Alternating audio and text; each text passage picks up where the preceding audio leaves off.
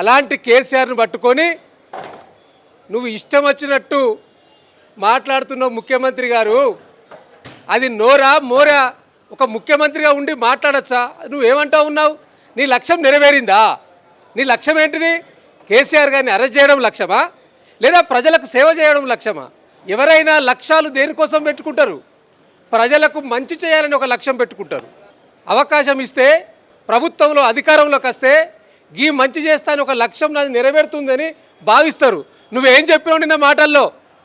నీ యొక్క చిల్లర మాటలు, చిలిపి మాటలు, ఒక అజ్ఞాని మాట్లాడే తీరుగా నీ మాటలు ఉన్నాయన్నట్టు స్పష్టంగా కనిపిస్తున్నది.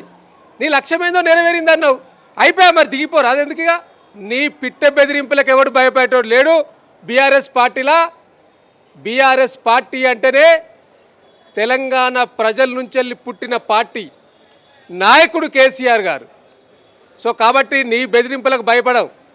ఎప్పుడు ఎట్లా సమాధానం ఇవ్వాలో ఇస్తామో